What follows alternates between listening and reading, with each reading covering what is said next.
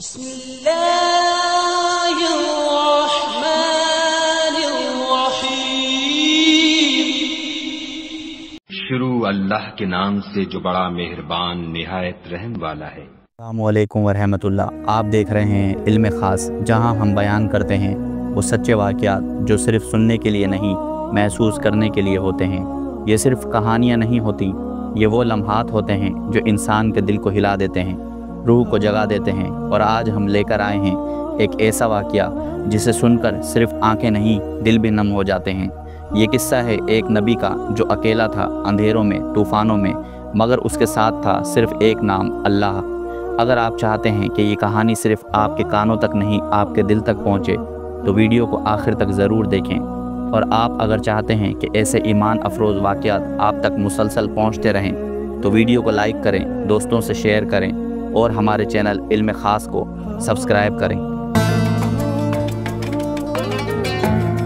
نینوا ایک عظیم شہر، شاندار وادی میں بسا ہوا، سرسبز، خوشحال مگر اندھیرے میں ڈوبا ہوا۔ وہاں کے لوگ ظاہری شان و شوکت رکھتے تھے، مگر دلوں میں کفر، غرور اور گمراہی بسی ہوئی تھی۔ اللہ تعالیٰ نے ان کی ہدایت کے لیے ایک نبی بھیجا، حضرت یونس علیہ السلام۔ وہ دن رات لوگوں کو سمجھاتے، کہتے ایک رب ہے، وہی خالق، وہی رازق، جس نے پیدا کیا ہے، صرف اسی کی بندگی کرو۔ مگر لوگ ہنستے، کہتے ہم اپنے باپ دادا کا دین نہیں چھوڑیں گے، تمہیں کیا معلوم حقیقت کیا ہے۔ حضرت یونس علیہ السلام کا دل بھرا رہتا، دن بدن وہ قوم کی ضد، گمراہی اور انکار سے ٹوٹتے جا رہے تھے۔ آخرکار وہ مایوس ہو گئے اور پھر ایک دن وہ قوم کو چھوڑ کر چلے گئے بغیر اللہ کا حکم لیے۔ یہ ایک نبی کا لمحہ ہے اضطراب تھا، ایک قدم جو جلد بازی میں اٹھا۔ وہ ایک بندرگاہ پہنچے، ایک کشتی میں سوار ہوئے۔ کشتی کی سمندر کی وسعتوں میں روانہ ہوئی، جیسے ماضی کو چھوڑ کر مستقبل کی طرف کوئی بھاگ رہا ہو۔ لیکن قدرت تو دیکھ رہی تھی، آزمائش آنے والی تھی۔ رات کے کسی پہر سمندر بفر گیا، طوفان آیا، آسمان پر بادل گرجے، لہریں پہاڑوں کی طرح اٹھنے لگی، کشتی ڈولنے لگی، خوف چھا گیا۔ لوگوں نے کہا ہم میں سے کوئی ایسا ہے جس کی وجہ سے یہ عذاب آیا ہے۔ قرآن اندازی ہوئی، نام آیا یونس۔ لوگ حیران، یونس علیہ السلام مطمئن، 3 بار قرآن انہی کے نام کا نکلا۔ حضرت یونس علیہ السلام مچھلی کے پیٹ میں 3 دن اور بعض روایت کے مطابق 40 دن تک رہے۔ 3 دن جن کا ہر لمحہ 1 صدی جتنا لگتا تھا۔ تصور کریں، مکمل تاریکی، سانس لینے کی گھٹن، نہ زمین کا سہارا، نہ آسمان کا سایہ، ہر طرف بس سمندر، اور اس کے اندر ایک مخلوق، اور اس کے پیٹ میں ایک انسان، ایک نبی۔ کوئی چراغ نہیں، کوئی انسان نہیں، صرف یاد الہی۔ وہ لمحے تھے توبہ کے، ندامت کے، یاد خدا کے اور تقدیر کی آگاہی کے۔ حضرت یونس علیہ السلام جان چکے تھے کہ وہ جلدی کر بیٹھے۔ وہ نہ روئے نہ چیخے، بلکہ اپنے رب کی طرف رجوع کیا۔ انہوں نے وہ الفاظ ادا کیے جو قیامت تک ہر مصیبت زدہ کی پناہ بن گئے۔ لا الہ الا انت سبحانک انی کنت من الظالمین۔ یہ صرف الفاظ نہیں تھے، یہ دل کی گہرائی سے نکلی پکار تھی۔ وہ پکار جو مچھلی کے پیٹ سے اٹھی اور سمندر کی تہہ سے نکلی اور عرش الہی تک جا پہنچی۔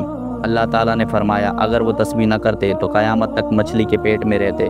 اللہ نے اس کی پکار کو سنا، اس کی سچائی، اس کا خلوص، اس کی عاجزی، سب کچھ قبول فرمایا۔ اللہ تعالیٰ نے مچھلی کو حکم دیا، اس نے حضرت یونس علیہ السلام کو ساحل پر اگل دیا۔ وہ نڈھال تھے، جسم پر گوشت گل چکا تھا، چمڑی نازک ہو چکی تھی، سورج کی دھوپ برداشت نہ تھی، مگر پھر رب نے شفا بھیجی۔ ساحل پر ایک بیل دار درخت اگایا جو ان کو سایہ، غذا اور تحفظ دینے لگا۔ اسی دوران ان کی صحت واپس آئی اور ان کا دل پھر سے مضبوط ہوا، اور جب وہ اٹھے تو وہ وہی یونس نہ تھے جو کشتی میں سوار ہوئے تھے۔ اب وہ اللہ کے محبوب بندے، صبر کے پیکر اور رحمت کے علم بردار بن چکے تھے۔ اور جب حضرت یونس علیہ السلام واپس اپنی قوم کی طرف گئے تو وہ منظر بدلا ہوا تھا۔ قوم جو کل تک ان کے دشمن تھی، آج اللہ سے ڈری ہوئی تھی، روتی، سجدے کرتی، دعائیں مانگتی۔ انہوں نے اپنی غلطی مان لی تھی، اللہ نے ان کی اجتماعی توبہ کو قبول فرمایا، اور یوں ایک پوری قوم کو ہدایت نصیب ہوئی۔